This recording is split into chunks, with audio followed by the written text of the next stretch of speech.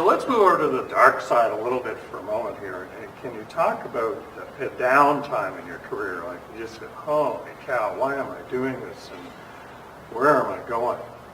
We all have them. How'd you get out of it? Tyler. Well, and I think, this is where, I think a lot of people, a lot of young golf professionals go through this is we have our ambition, and my ambition was to become a head pro. So through my early 20s, mid-20s, late 20s, I'm working as an assistant professional. I've been very fortunate to be at some great clubs, but I'm thinking to myself, well, how far am I going to go as an assistant or an associate? And it starts making you think, well, if I don't land that job as a head professional, what avenues do I want to take? Do I want to stay as an assistant or as an associate?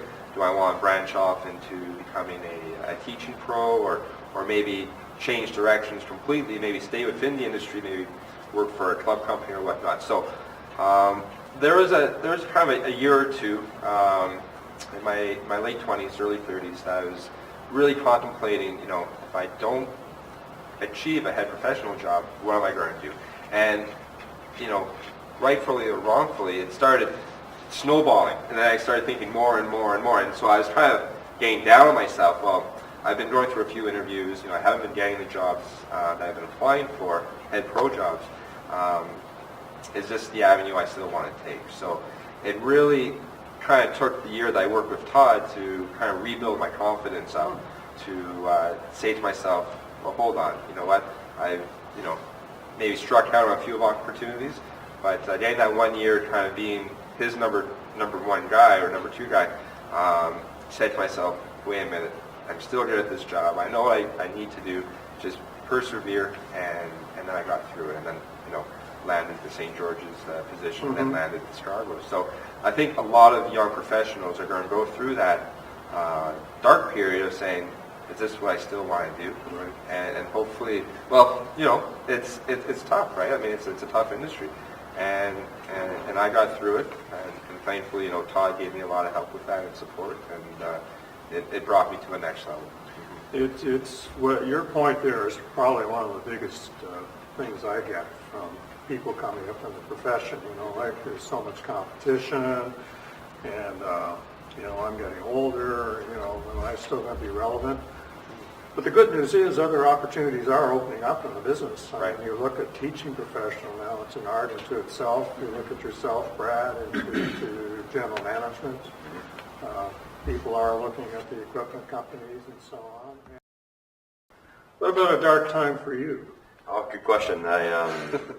Never a dark time. No, I wish. It's, I would have to say it's probably, so I was the director of golf at Rebel Creek, and the club, there was rumors about it being sold, and, kind of being in the shop one day thinking to myself, boy, I must have not have succeeded here in order for the club to be, in a position to be sold. And you start questioning your skill set and whether, whether you could do things differently to help the club succeed, whether some of the decisions you've made impacted the result of them maybe wanting to sell the club.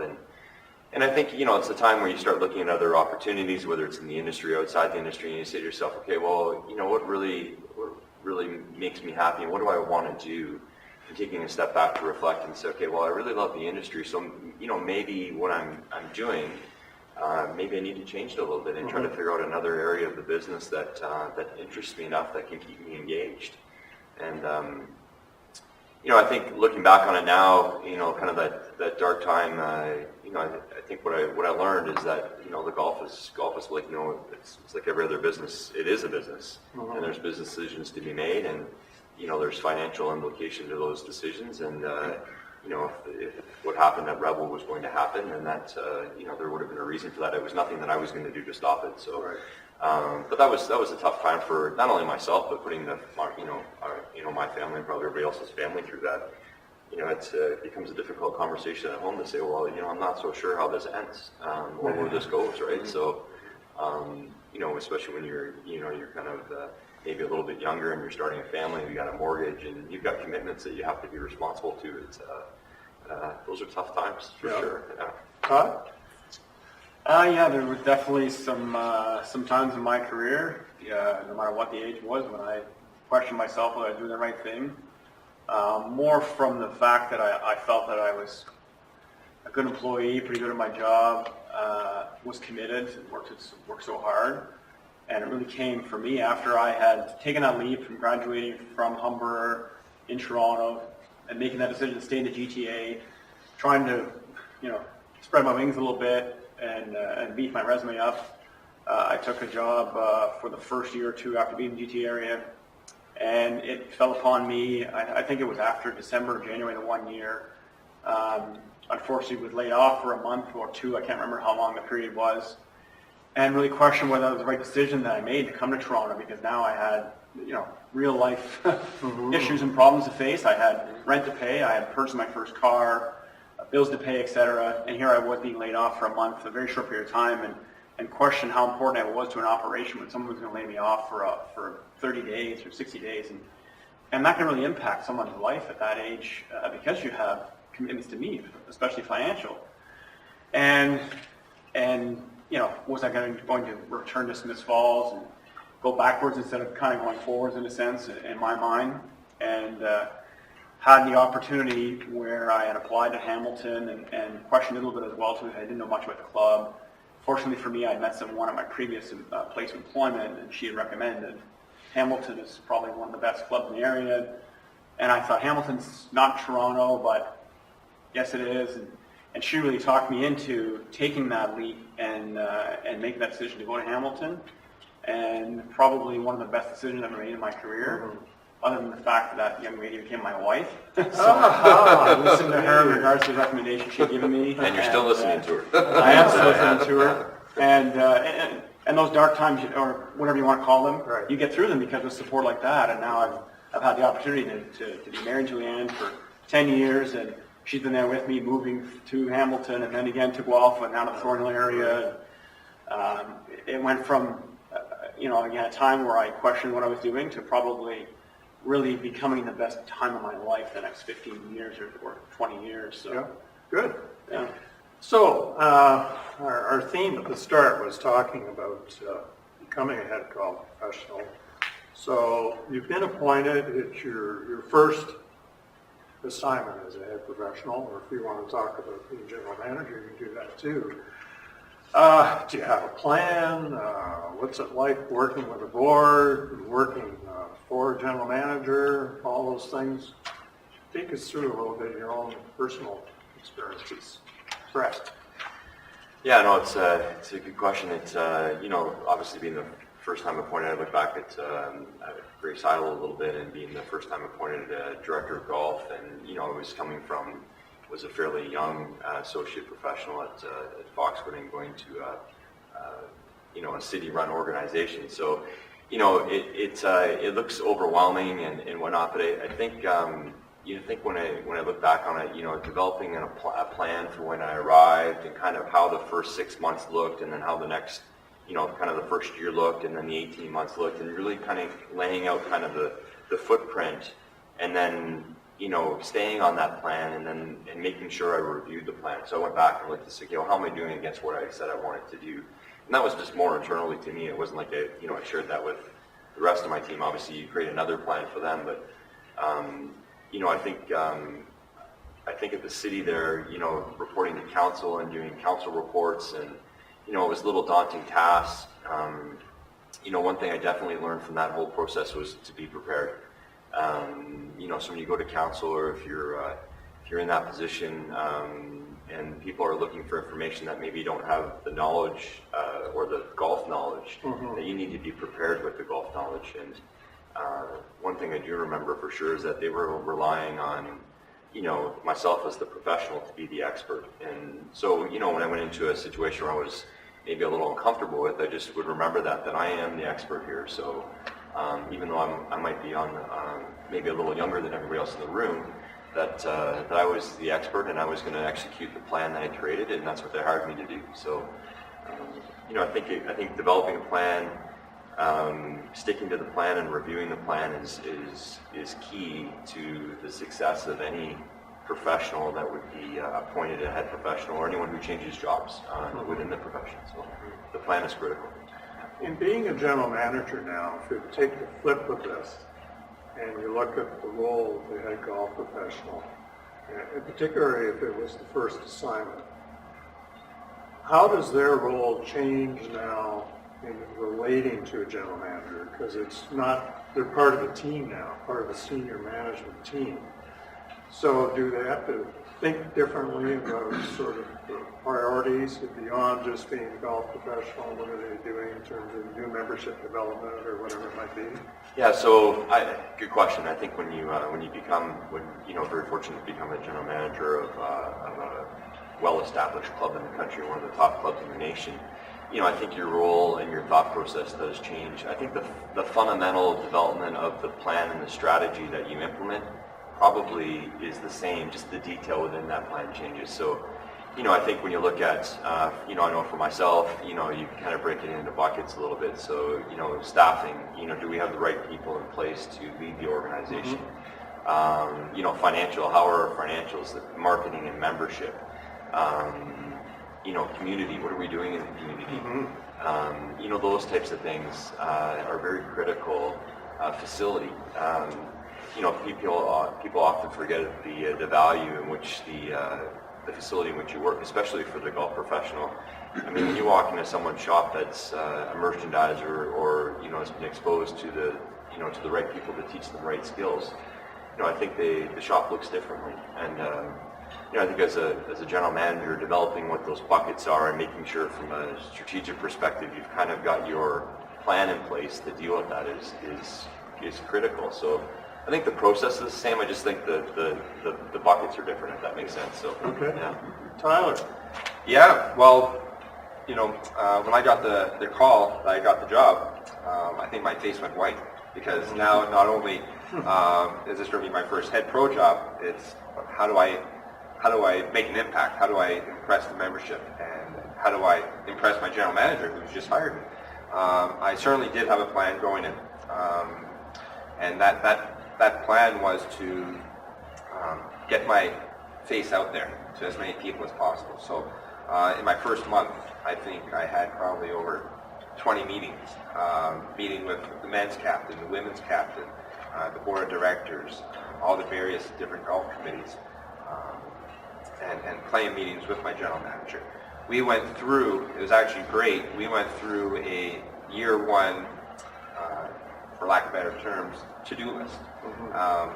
What I needed to do and what I felt I needed to do to get started for my first year. So from hiring my staff to my thoughts and theories on how to merchandise the shop, my style of running events, what programs I want to introduce to the club, and having that plan that we talked about put together right when I got started allowed me then to organize my structure so that throughout the year I'm basically checking off things as I go. You cannot do this just picking things out of the air. Like, you have to have a well-structured plan before going in. The biggest part, I think, was writing it down, making it visible, and then referring back to everything that you want to do. And you know what? There was times when I felt a little overwhelmed because there's a lot being thrown at me all at once. And but that's when you make that phone call to your old boss or to some of your mentors and saying, this is what I'm tasked with. How did you get through it? And falling back on your peers and other people in your position, that really allowed me to again succeed my first year and get through it all. So.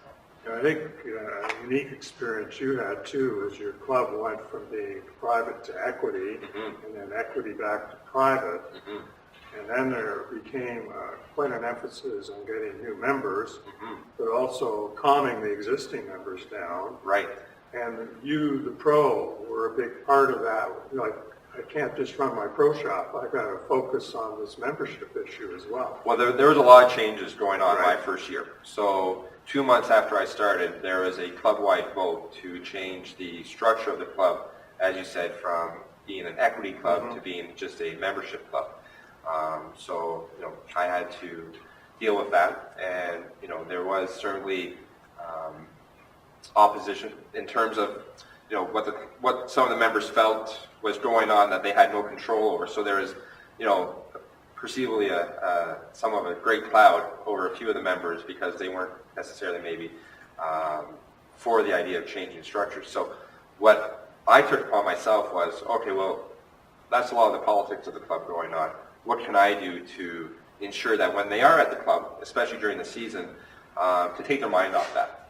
My responsibilities are to run events, run programs, ensure the customer service levels are at the highest levels as possible. One of the first things that I created at Scarborough was a men's and women's league.